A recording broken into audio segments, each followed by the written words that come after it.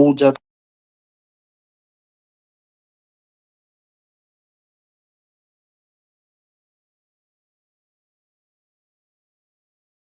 Happy New Year, everyone. Have a successful 2026 to you guys, everyone, investors and startups. I'm Dan Ballin. I'm Chief Executive of Ideas Crucible.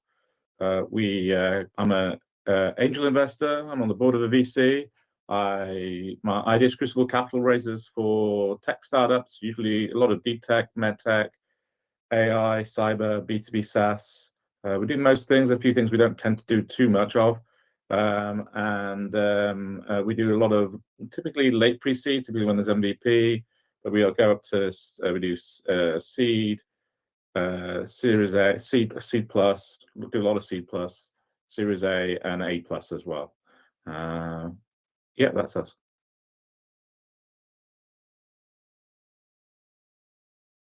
Hey everyone, Guy Pengelly. Background is accounting and finance, and I previously was portfolio manager at a company called Future Planet Capital, which is a VC fund manager. So I was investing into UK university startups. Then left and set up my own firm with three other co-founders, focused on food and agricultural investment. Our first fund is actually focused on farmland investment in Australia, which we're fundraising into at the moment.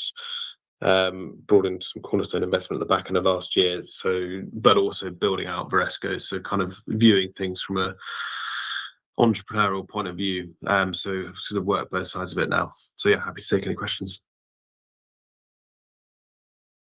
Hi everyone, my name's Tommy Breen and I'm a senior advisor at the Growth Stage. So we are a capital raising platform for name gives away for growth stage businesses. So those are companies that are typically already scaling and looking to raise, I'd say Series B usually, but I'd say in monetary terms, we work with companies when they're starting to raise sort of $10 to $15 million and above, right up to much larger rounds and pre-IPO rounds. Outside of that, I am also a senior and a mentor at Founder Institute. So I spend a lot of time working with early stage founders right at the beginning of their journey and guiding them through all the challenges from ideation to MVP to go to market and raising their first funds.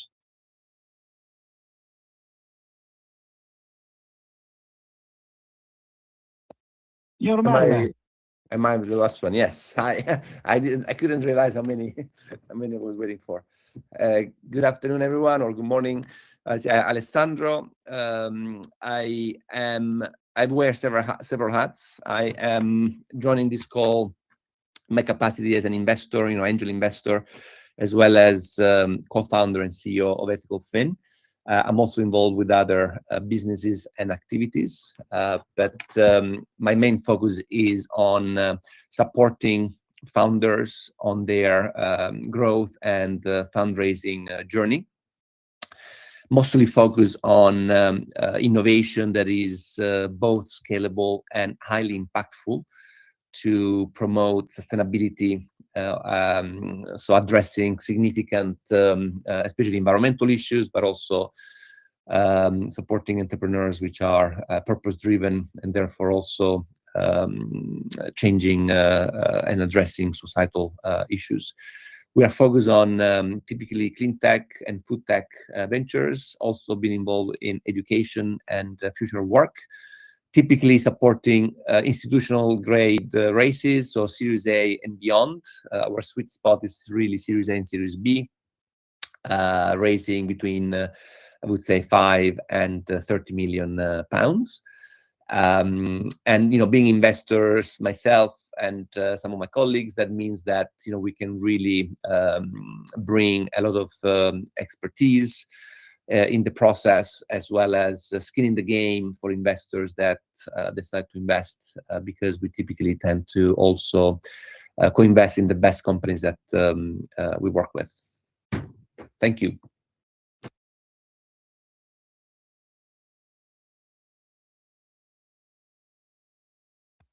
That is an amazing team, and thank you very much to all four of you. You see, people, we've had about 290,000 people that have tuned in so far, and none of that would have happened without people like Dan, Guy, Tommy, and Alessandro. So if you panelists would like to drop your LinkedIn URLs in the chat and maybe a couple of words about what you do in case anybody wants to at least follow you on LinkedIn, please feel free to do so. And I guess we can have some do's and don'ts whilst the founders in the room prepare to ask their questions and start typing them in the chat. I'm sure you've seen some horrible stuff, but also some interesting and impressive stuff that founders do early stage when it comes to getting some funding. So if we can have some do's and don'ts in that, please, that would be great. If we can start with Guy, then Tommy, then Alessandro, and last but not least, Dan. And please don't use the same logic for both do and a don't. So let's use them differently. Mr. Bengali. Yeah, do sounds obvious, but do be prepared when you go out on your fundraising journey. There's nothing worse than having a great conversation with an investor who sort of believes in you, believes in the product, wants to invest, and then says, well, you know, where's the data room, where's the investment memo, all that kind of stuff, and you don't have it prepared. So make sure you've got your model, data room documents, pitch deck, all of that stuff very much ready to go, so that if you get interest, you can move quickly to keep people moving along. And then don't, again, another simple one, but don't give up. It's you know, it can be a long journey in terms of fundraising, but you never know when the next conversation might bring something, and you know, might bring that funding in. So just keep persevering, keep at it, keep speaking to people, and yeah, keep going.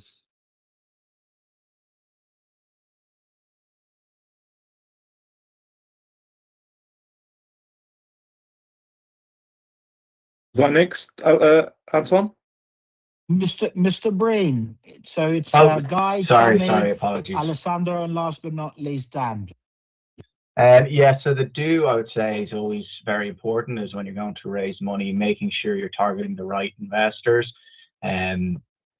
So thinking about the product you're building, you know, if you're building a fintech business, there's no point in going out to a health tech fund and pitching them. They're never going to invest. So just making sure that you are going out and identifying the right investors that will actually invest in your type of business, and personalizing your approach. So don't just do a spray and pray where you have one template email, making sure you're looking on investors' websites, or if it's angels, looking at their career and what else they've invested in, and being specific as to why you're reaching out to them and saying, look, so you've invested in these companies, we think you'd be interested in this, and we match your stage.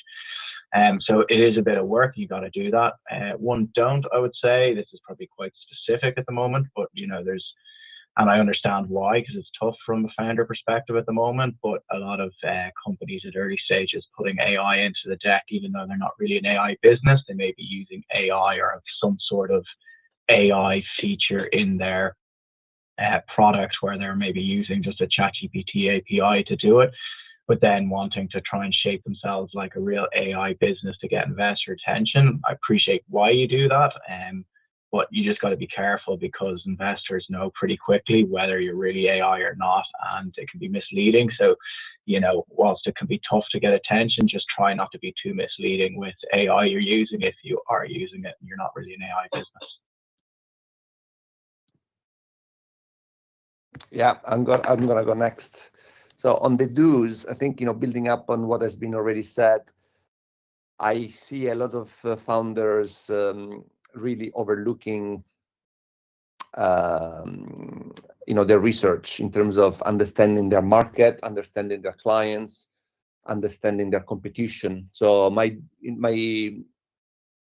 preferred do is, you know, do your research, you know, do your homework, and that means being very thorough in preparing and understanding how your business, how your technology, how your service, how your product fits into the market, understanding exactly the market dynamics, understanding exactly what clients are looking for, speaking to clients, asking questions to clients, and last but not least, understanding your competition, you know, your positioning in the market, your product market fit, you know, how pricing affects the, you know, the dynamics, you know, whether you are a sort of price competitive mass market strategy versus a niche high margin product. You know, it has to be extremely clear. On the don'ts, what I would say is I always recommend founders not to second guess investors, because sometimes we have certain expectations and mindsets or assumptions in our mind about what investors do or like, and that means that I see sometimes, you know, investor dynamics where there are underlying assumptions which are not spelled out.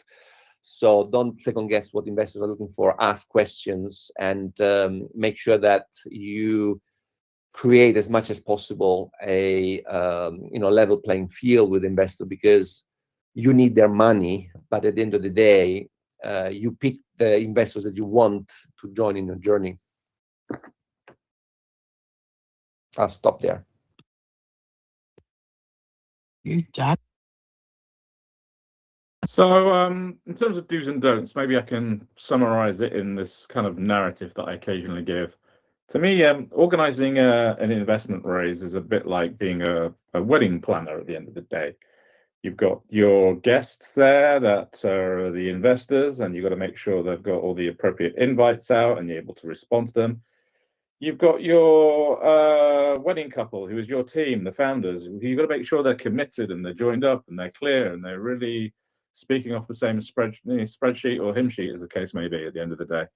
And you've got a budget for this whole activity, the fundraise itself, the preparation, the materials, because you've got to have your deck ready, your summary, your data room. You've got to have your financials and all that kind of thing. You've got to make sure you've got a hard deadline you've got to work by. You've got to make sure you don't burn out of cash in advance. You manage your receipts and everything. And then you've got to go there with your investors and make sure you understand, just like a wedding, you understand the venue, which is your market. And you really understand your market, and that this is the perfect venue or the perfect market for your kind of business. And it comes back to some of the points brought in. It doesn't just stop once the band plays and the wedding guests go home and your investors go home. That's when it all starts. The thank you letters, the follow-up, the conversations, how are you doing, building the relationships, just like you might rebuild your relationships after your wedding. You got to build them with investors, and there'll be a carry on and a budget and everything else going on for 6 months after the end of the day. So really make sure you plan, you're prepared, and you've got everything ready when people ask it. At the end of the day, you don't want the cake turning up too early or too late. Best of luck to everyone. We are on bleeding fire today. My Lord, 2026 promises to be an absolute bomb. Thank you very much, team. I think it's time we go on to some questions. This is Startup Fundraising Q&A 164. We're here to take questions from founders seeking funding to take your business to the next stage. I've got 4 brilliant people who've been there and done it, willing to take any questions you may have for the next, 39 minutes now? So basically, it's very simple. You bring the questions and they'll find the answers that work for you. If you're on the live streams, whether that's LinkedIn, YouTube, Facebook, or Instagram, just be aware that unfortunately, we can't monitor your questions there. You'll have to join us here live on Microsoft Teams. Quickest way to do that is to go onto our website, startuptoscaleup.club. Again, startuptoscaleup.club. You scroll down a little bit, you'll find today's session, which is Startup Fundraising Q&A 164. You click join. It's a quick registration on Luma. There you'll find today's link. Click on that. It's audio only, which means you can tune in from anywhere via any platform or device. And just like Haida, who is going to go next, once you're here, you drop your question in the chat. We'll give you the mic, you introduce yourself, and then fire away with your question. Now, there are no wrong questions, and there's no need to be shy. So today, you can ask us anything to do with your fundraising. But if your questions are not on fundraising, then save them for the other conversations that we run. Mondays, it's talent. Tuesdays, product and tech. Wednesdays, growth. Thursdays, as you can see today, it's fundraising. Second Friday of each month is UK Startup Law. And third Friday of each month is UK Startup Finances. They're all from 12 to 1 p.m. UK time. They're all available on our site for you to register to future sessions. So again, startuptoscaleup.club. And once you're there, actually, you may also want to join our WhatsApp community. We've got some amazing groups that you can connect with fellow founders, basically your peers, but also investors, operators, and our panelists. And in terms of questions today, again, anything to do with fundraising, so how to reach out to investors, how much to ask for, when's the right time, how do you do your pitch deck, how do you prepare your data room, how do you deal with valuations, what sort of equity you should be looking at, how do you prepare for due diligence, grants, angel investors, crowdfunding, venture capital, corporate venture capital, and all that jazz. So without further ado, are you audible, Hader? Can you hear us? Yes, I can. Hi, guys. Thank you very much for joining us again. Please, quick introduction and Hello. where you are, and fire away with your question, Hader. Okay, thank you. Hi, guys. My name is Hader, and I'm building Canopy. I recognize a few faces here. Hello again.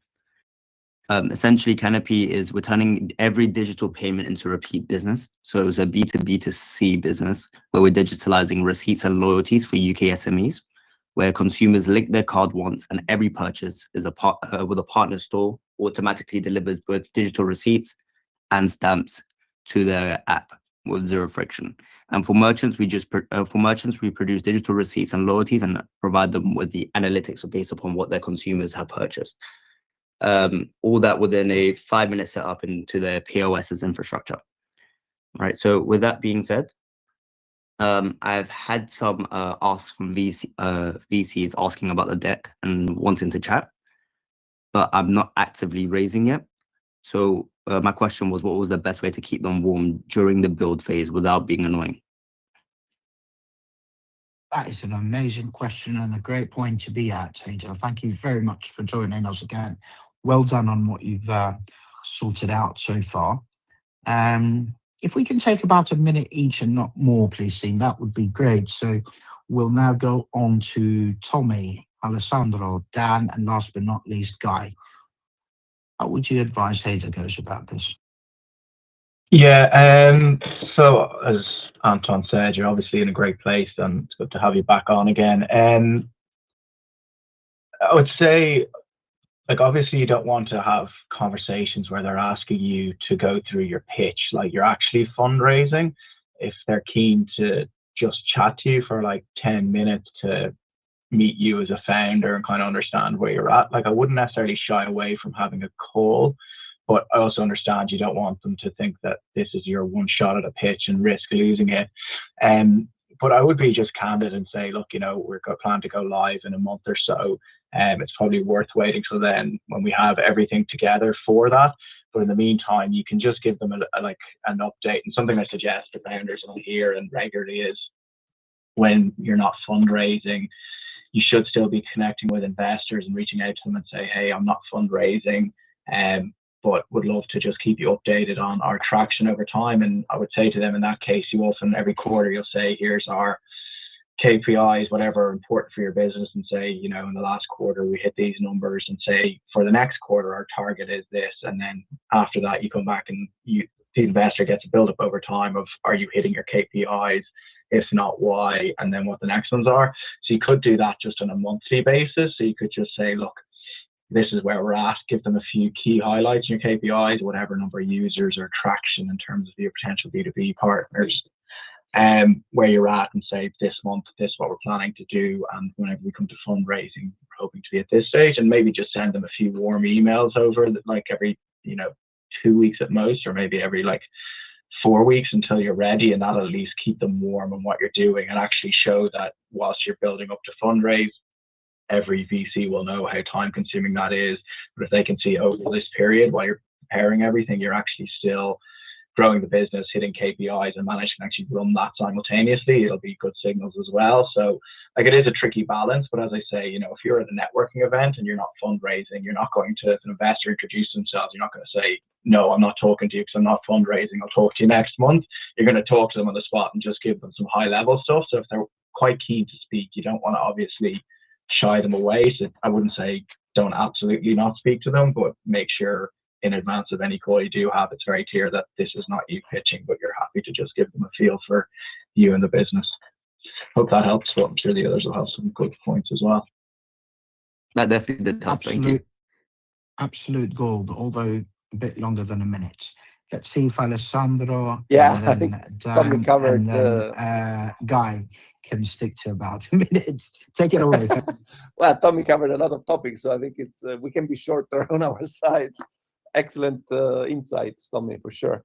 Yeah, I totally agree. Maybe, you know, the way I would phrase it is, Heider, to really start strategically position yourself in building relationships, because you know, it takes time to build credibility for yourself and the business, and it takes a long time at the moment to raise capital, you know, unless you are, you know, sort of AI super sexy brand.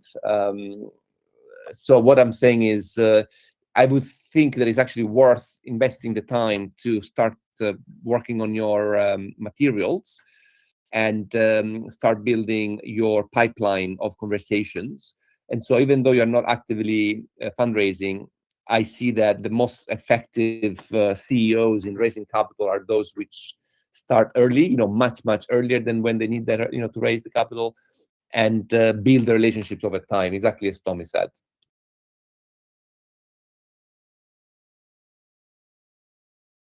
Thank you. Mr. Ballen.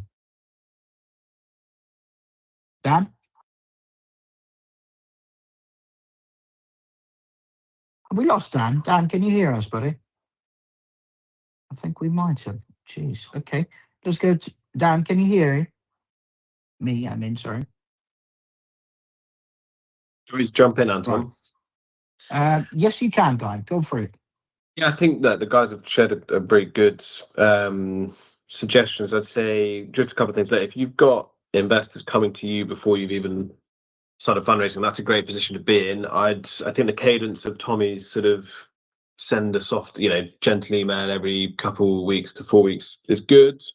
I'd go and grab a coffee and just go and kind of get to know them. Ultimately, if there is investment to be made in the future, that's going to be a long-term partnership, and you want to understand if you can work well together, and you get on with each other. Ultimately, don't forget, if you're preparing your materials at this moment, then you can actually use this as an opportunity to get feedback from the investors prior to sharing those materials. So that's a really strong kind of, or a really good opportunity for you to run some ideas past them, understand also the strategic help that they can bring, and how they could potentially be working with you in the future if they did invest, and what areas they think you should be targeting, what sectors, or, you know, or what's the right part of the market to be targeting.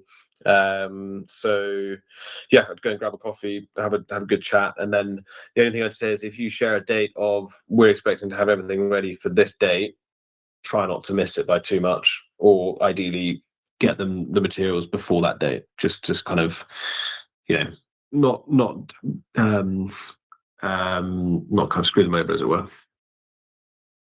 Anton, I am here. Sorry, I Stuff. couldn't find the mute button. That's all right, buddy. Take it away. Distracted with I've got some builders in. I've been having a healthy chat with Heider on the startup fundraising Q&A chat, which I encourage others to be following. It seems very active. It sounds like he's looking to raise actually the end of February.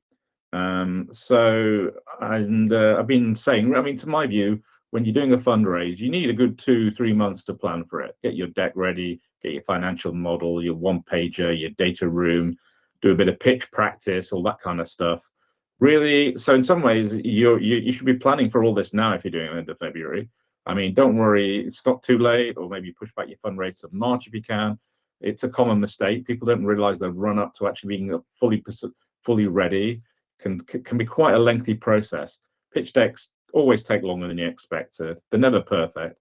The financial models, it's always good to have all that ready to be able to share your data rooms. I encourage you to spend more time up front, so that you go to, when you have the conversations, you've got everything ready than possible. That said, if you've got people who are pestering you to speak, as some of the colleagues here, sure, have a call with them, but very much position it, we'll have a call, we're not ready yet, or we're not live yet, but just so you know, just put your radar, this is what our plans and aspirations are.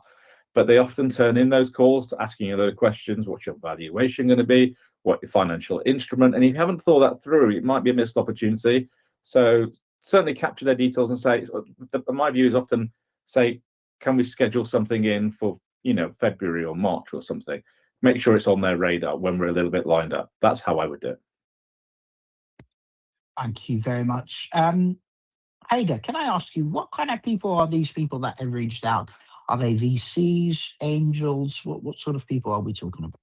Yeah, so I started a conversation with a VC in Finland that focuses on fintech, and I've just been to a few events where I've been speaking to a few investors, or just essentially letting them know my idea, and they obviously wanted to continue, and then they wanted to continue the chats from there. Fair enough. That's pretty good. Okay, let me give Anton, you. can I give a quick piece of advice, which might sound a bit unusual, as I'm known for being a bit of a perpetual networker? Hold off the events until you've got everything ready, is my advice, because when people are interested, there's a moment when they say yes and they want everything ready. So as much as the networking is good and we all like a drink and we want to build networks, maybe a few late nights plowing through all the materials and then going out your event schedule is probably the better thing to do. Okay. All right. Thank you, Dan. Thank you very much. Now, here's my view. It may be not exactly on the dot to what Dan's advice just was, but again, that's why there's more than one person here, because it's okay for us to have sometimes different opinions.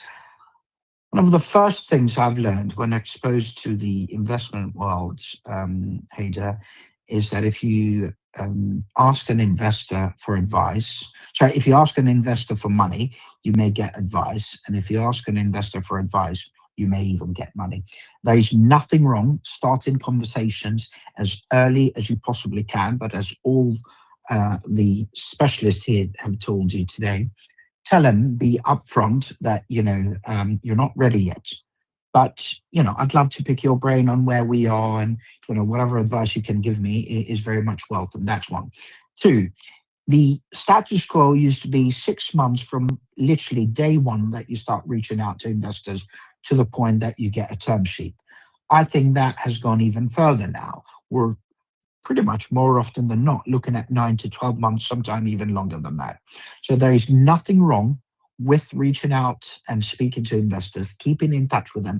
The ones that reach out to you, feel free to have a conversation with them. The ones that you do outreach to, explain where you are and that you're not looking for money now.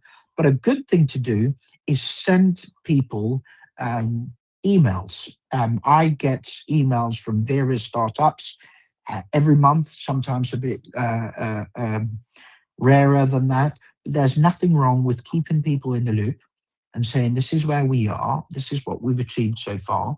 If there's any advice that you can come up with, please feel free to let us know. And what I try and see, what I try and advise to the startups I work with, because I've seen that work well, is have an ask and also a sort of a gift or a benefit to the email, to the people that you email. That tends to work with. But in terms of start yesterday, having conversations, again, tell them you're not ready yet. And two, as Dan lastly mentioned, try and get this stuff ready ASAP. Just take it one step at a time. I hope that helps, Hader. No, it definitely did. Thank you very much, guys. Brilliant. We now can go on to, hang on, have I made, Oliver, are you audible? Can you hear us? Yes, I can. Can you hear me? Yes, we can, buddy. Please introduce yourself. Fire away quickly with your question. Tell us where you are and what your startup is, and then we will take a stab at it and see if we can help you. All right. So my background is early on in electrical engineering, and then after that, it was purely just fashion. So I did masters in fashion. And right now, I found myself in building these two different products. One is like fashion prediction market, and the other product is it's almost like a social creative network based on a new interface, like on a map-like view, where people interact with each other on an actual like globe scale. So the thing is, I'm very much not in finances, and I'm very much not in investment landscape. So for me, I'm very into products, but for me, it's very hard to understand whether, let's say, I don't know if people would pay for it. I don't know whether, I don't have that type of approach where I think of like investment as if that someone will pay for the product, but people would use the product. So my question is, how can I commercialize my business? yeah, right? or My product. are there investors who are investing also into startups that are not like inherently, you know, focused on like, I hear you know, Where yeah. are you based, Oliver? So currently I moved from London to Sheffield. So I live in Sheffield now. I'm sorry to hear that. I'm joking. Okay, that is brilliant. Hey, careful there. That's my hometown as well, Anton. It's got a heartbeat of engineering there now as well, and advanced manufacture, and the angel group that goes with it to boot. Dan, used to, admittedly. Dan, I didn't say I'm sorry because of Sheffield. I said I'm sorry because Dan is from Sheffield. That's what I meant. Oliver, very well done so far. How far are you in those products, Oliver? They're pretty much, they're running, like all the backends, everything is set up. The thing is, pretty much with those things is very much what I believe marketing is about, to get the product out for people to see. I hear. I'll give you my quick 2 pence and then I'll pass you on to my experts. There's something I call NWIDS, Oliver. N stands for need, or a problem that you're solving, basically, or a need you're fulfilling. W stands for want. Who's going to want this product and pay money for it? I stands for innovation. What is the innovation that you're bringing to the fore? D stands for disruption. How are you disrupting the current market? Basically, who are you going to need to steal clients from to come and buy your products? And S stands for scalability. Is this scalable? Can you basically make money from it? And what is it you have to make that kind of money? And what is it that you need? Once you clarify that, then my advice is try and maybe do a business model canvas or a product roadmap. But if you don't do either, that's fine. Try and find a co-founder who is commercial.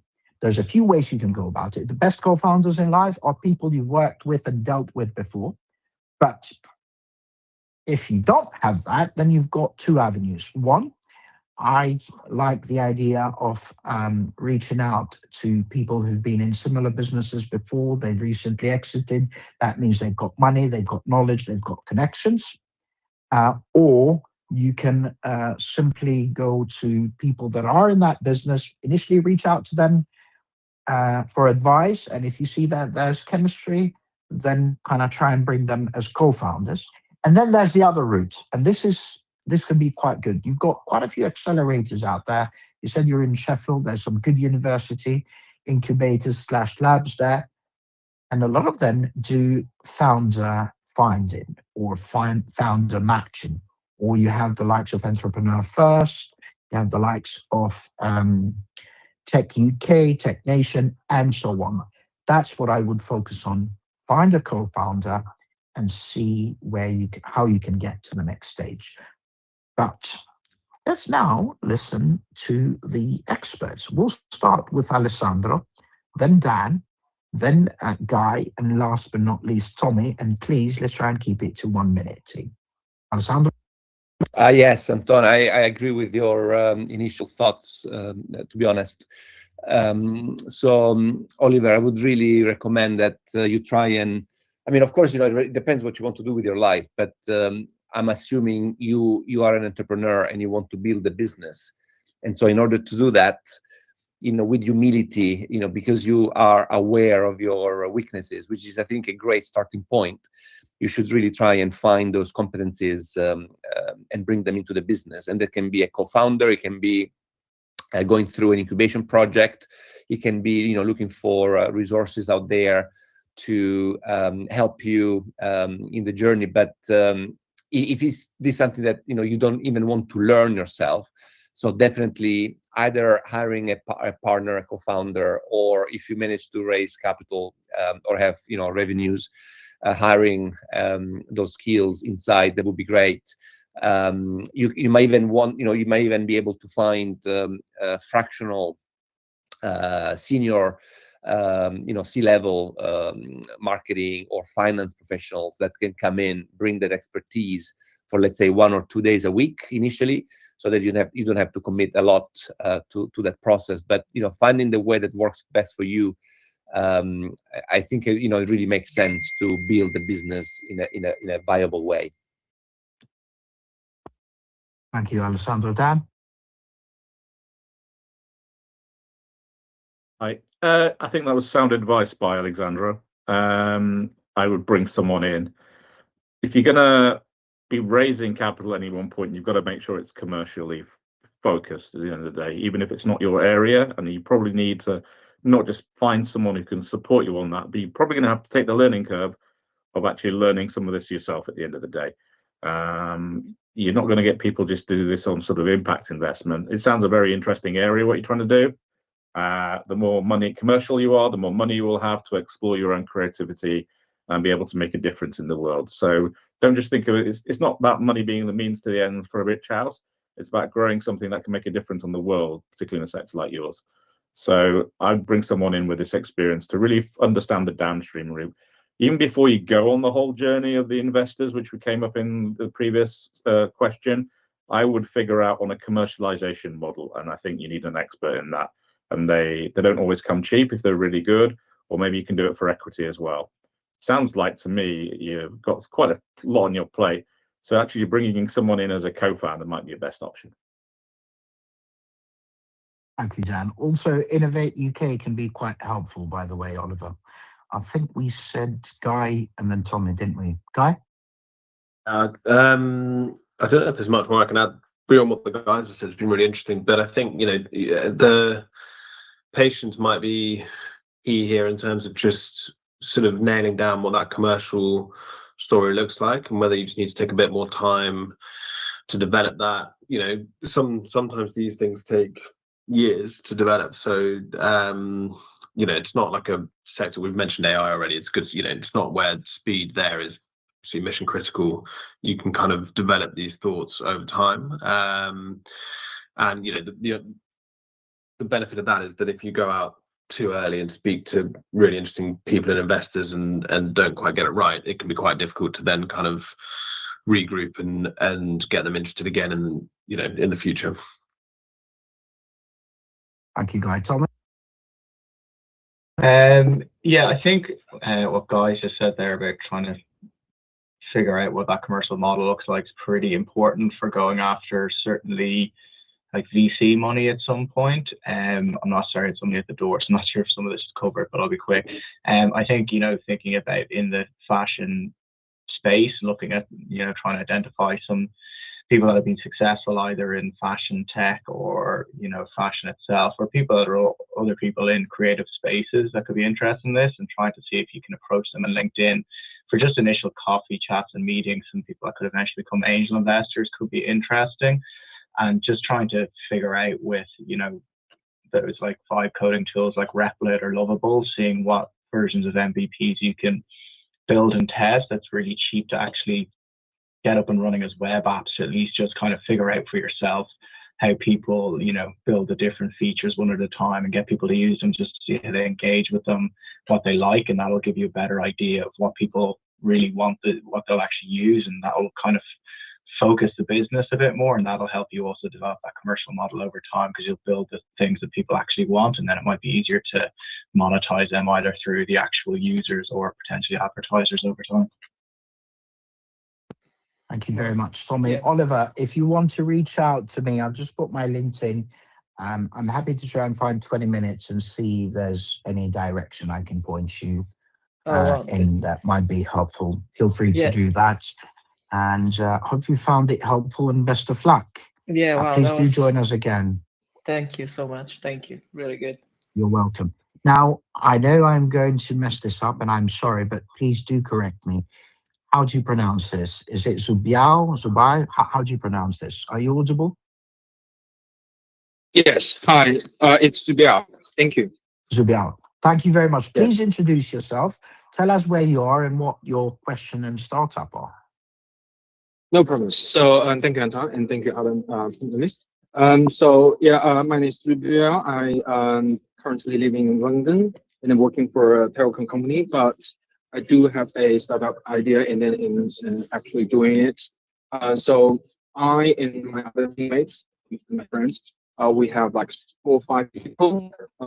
Some of them in London, some of them in China, Shenzhen, and then we have people who know software, who comes from Microsoft, who knows software, and then who knows how to build Android, tailor Android to some kind of OS system. And then I have some friends, other teammates in China. They know how to build, design the PCB, and then have connections in manufacturers. So we are like currently developing our first MVP and then trying to bring it out by early February. And we haven't registered a company in UK yet, due to some legal and other challenges. However, we are trying to do that once we have like a term sheet from our investor, and then we can fully go with it. And yes,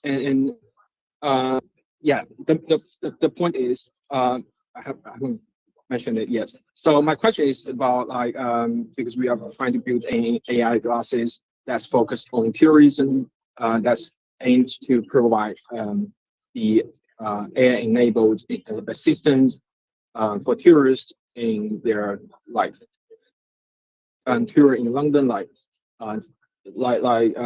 providing translation services, navigation services, and like when you're going to some tourist attractions, they will give you some personal computer PDA or whatever, and give you instructions on or explanation on certain places Basically, around. Yes.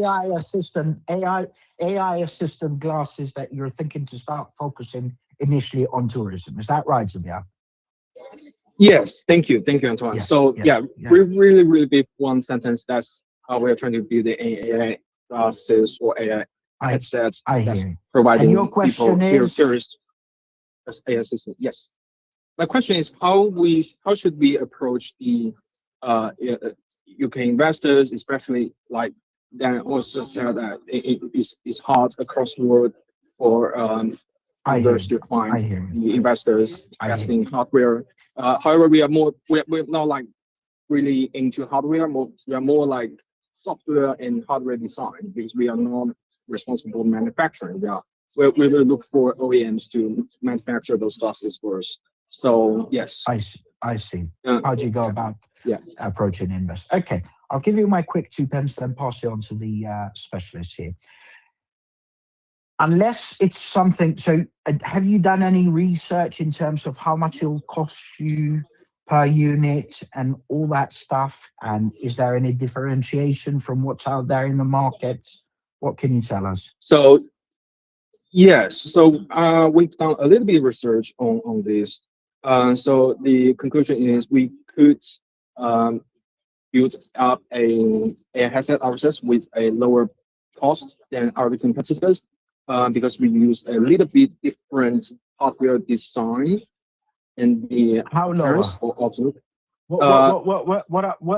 What is the average price that you found out there, and how low can you go? So for example, Meta AI glasses, they're selling it for £399, but that's their market price. And then based on some research reports, their cost is around like 1,500 to 2,000 Chinese yuan. Actually, a bit lower than that because they're producing it in really large numbers. And other competitors, smaller ones like the Rockit and Rainio and some other Chinese brands that are producing this kind of glasses, they are selling it at like £600, and their extra production cost would be around 2,000 to 2,500 Chinese yuan. If we can produce it in relatively large numbers, we can bring the cost to 1,500 Chinese yuan and provide a better performance. I'm sorry, Biao, you've lost me. Just a second, please, buddy. Oh, sorry. So yes. Again, no, that's okay. So if you can say it either in dollars or in pounds, how much is it that you can get per unit for you? How much would it cost you, and how much can you sell it compared to £100, what the others in the market? 1,000 yen, Yes. about £100, is it? Yes, roughly 100 to 150 pounds. Yes. Okay, Yeah, and you can do sorry about that that. for the same quality that others are doing it now for £300 to £400. Is that right? Yes, it is possible to reach. Yes. It is possible. And why can you do that? And why can you provide the same, if not better quality? How is that possible? So, like, because we use the neckband solutions. That's the differentiator among other among other competitors. For other competitors, they're building all-in-one glasses, and we are using the neckband solution that we move the SoC battery from the glasses necks to the neckband part, so it can simplify the process and manufacturer, and therefore bring the cost down a lot. I hear. In that case, my advice would be to try and at least get some prototypes and get them out there to prove to potential investors that this works and you can do this better. Yes. But for more advice, I think we should start with Dan. Then we go on to Guy, then Alessandro, and last but not Guy, then Tommy, then Alessandro. So Dan, Guy, Tommy, Alessandro. Let's try and keep it a minute each, please, team. Nice of you. Yeah, there's some nice. There's quite a few that you can license out for headsets at the moment, for glasses at the moment, and yeah, 1,000 yen. That's a good price. I've seen something like I've seen something like 100, about like 1.2, but yeah, that's about right to me. Obviously, then you've got to do your own work with it, and if there's anything you got to add on, presumably your focus is going to be on the software integration, I'm guessing. Yes, exactly. So you're not. So although that you're a yeah. hardware startup, you're not actually asking investment to create a new piece of hardware. You're just going to be embedding your software into it to be able to do tourist translation, right? Yeah, exactly. We are trying to build a software or a OS system based on Android, and Google is launching the against the Google XR or Android XR this year. So we're going to and that. Actually that kind of comes into my line of questioning, because I don't think actually the hardware issue is going to be. It will be a issue, as I said on the chat. No one likes investing. All investors around the world don't really care for companies with a hardware element, but they're getting around to it. As you say, you're not really. That's not the part that that's not your investable part. Your USP, your IP will be in the software. The bit I'm going to come on to you though is just make sure you do your research on the competitor space in. I'm the editor-in-chief of the Journal of Virtual Reality, and we do a lot of AI, VR, mixed and headsets and the glasses technology. Been doing that for 25 years when I'm not doing a VC and running a family and God knows what else. We're seeing a lot of it with my VC hat on. I'm seeing a lot of embedded AI language models, speech recognition being embedded to glasses. There's going to be a lot of companies that die and fall, and a lot of them that are. So really figure out what your differentiation is in this. You may find if you're able to build a really nice AI piece of software, you might be better licensing that to another company in the glasses space versus actually go and sell yourself. So think about that, your go-to-market, and piece as well. Make sure you register your company in the UK first. I saw in the chat you were going to wait to see investors.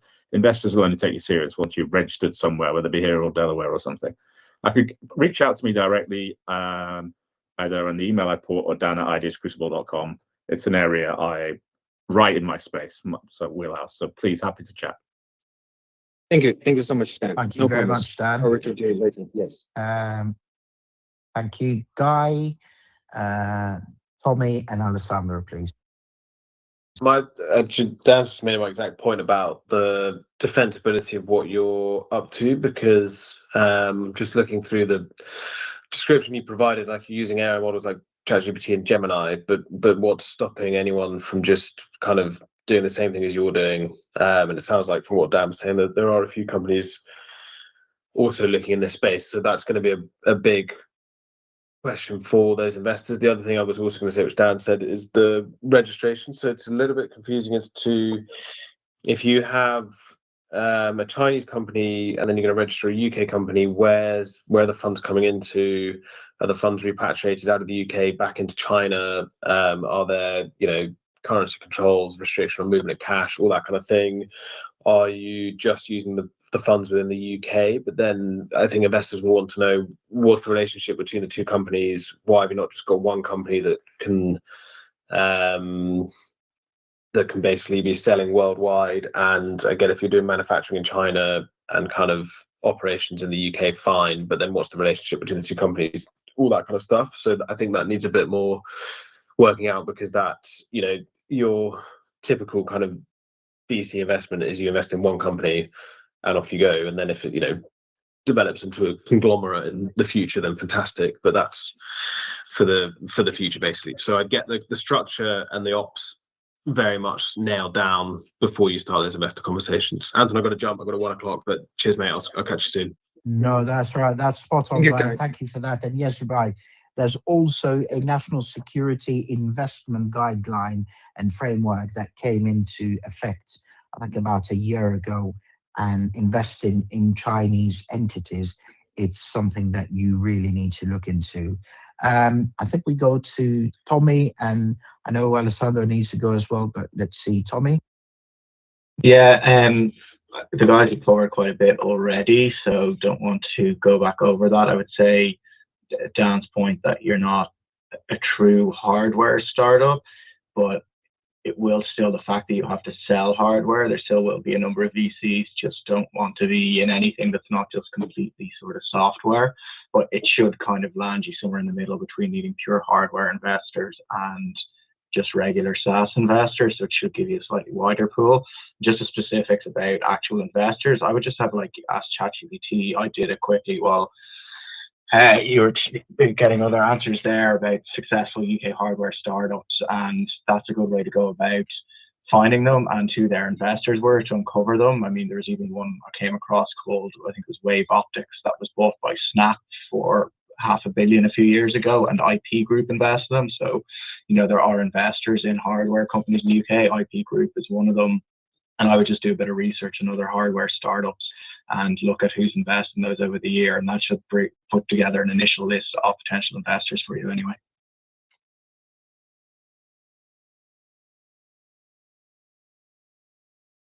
Thank you very much. Alessandro, are you still with us? Have you got time for a... No, Alessandro's gone. Righty. Oh, I hope you found that helpful, Zubair.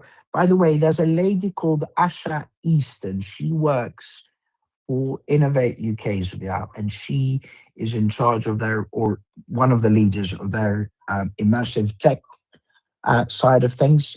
I would definitely suggest you reach out to her. So Asha is ASHA space Easton, EASTON. If you reach out to her on LinkedIn, she might be able to give you some advice as well. And she's very well connected to that world. You're very welcome. Please do feel free to join us. We are now at the top of the hour, so if the gentlemen of the panel have got time, the two remaining ones have got time for a quick parting words, would appreciate that. So let's hear it from Dan and then Tommy, please. Yeah, just to wish everyone all the best on their funding journey. It's hard work. You will have pushbacks. You'll have a lot of pushbacks. That doesn't mean you failed. That's just part of the journey. You're just not a great fit for this company. Remember, I guess one piece of advice I would remember is, remember when you're speaking to VCs, they don't just have a big sack of money. They themselves have investors, and they've got to be able to justify everything. And it's not just about you, it's about everything. They're seeing thousands of people, and they're going to pick in the top couple out of a many big bag of companies they meet. So remember that, they're at the end of the day, they're everyday people. Respect them and respect their decisions. But don't be afraid equally to ask for a bit of feedback when either when you get pushback or when they're having early conversations on how you can maybe improve. Nothing wrong. Sometimes I see VCs who really just say it's not their thing, and the missed opportunity is saying, who do you think might be interested, for instance. But other than that, best of luck. Thank you very much, Dan. Tommy? Yeah, I think just to pick up on one of the things Dan said there as well, VCs are seeing lots and lots of companies, they've lots of opportunity on the table, and it's also important for you to narrow down the investors that are right for you. And that can be as simple as what I said I just did myself there. Just go on ChatGPT and say, here's what my company does. Can you give me a list of other companies in the UK that were successful in something similar? And you'll just get a list, and then you can just go through the list and look at who their early investors were. So these things take time, but like it's very manageable, particularly much more now so than it was even 5 years ago, to go away and identify potential investors that are specific for you and to go out after them with a curated list. Wow, that is brilliant. And today was on fire. So huge thanks to the panelists. Thank you to the founders that asked questions. Thank you to the others that tuned in, especially here on Microsoft Teams, but also the ones on our live streams, whether you were on LinkedIn, YouTube, Facebook, or Instagram. Just a reminder that unfortunately, we are unable to monitor your questions there live. So if you have put any questions there, we can't see them. So next time, please make sure that you join us here interactively on Microsoft Teams. It's audio only, which means you can tune in from anywhere via any platform or device. And it doesn't matter whether you're working from a shared office in London or making lunch in Liverpool or having lunch in Glasgow or changing baby nappies in Bristol or perhaps walking your dog in Surrey. You can tune in from anywhere. All you have to do is go to our website, startuptoscaleup.club. Again, the website, it's startuptoscaleup.club. You scroll down, you find whichever session you want to join. You click join. It's a quick registration on Luma. And once you're there, then you'll find the link that you can click to join us here interactively. And once you make it to our audio only Microsoft Teams call, then simply drop your question in the chat like the founders today did. We then give you the mic, you introduce yourself, and fire away with whatever question you have. Just before my parting words, a couple of things that I guess matter. One, we run 6 regular Q&As. Monday's talent, Tuesday's product and tech, Wednesday's growth, Thursday's fundraising, second Friday of each month is UK Startup Law, and that's tomorrow. Third Friday of each month, it's UK Startup Finances, and that's next week. They're all from 12 to 1 p.m. UK time. You can register again to any of them via our site, startuptoscaleup.club. When you're there, you may also want to join our WhatsApp community. We've got some amazing groups of founders and your peers that you can connect with, investors, operators, and of course, our brilliant panelists that you can connect with. You can send questions ahead, you can discuss topics that we touched on, and all that jazz. And as far as my parting words are concerned, just remember the startup journey can be quite challenging, but also quite fun. So try to enjoy it and be kind to yourself and everyone else for that matter too. Otherwise, huge thanks again. Have a great afternoon. This, as all our Q&As, has been recorded and will be published after we edit it today, and hopefully we'll publish it today as a podcast on YouTube and Spotify, so please keep an eye out. But otherwise, thanks again, and God bless you all. Don't forget to join us tomorrow for Startup Legal Q&A. Bye-bye for now.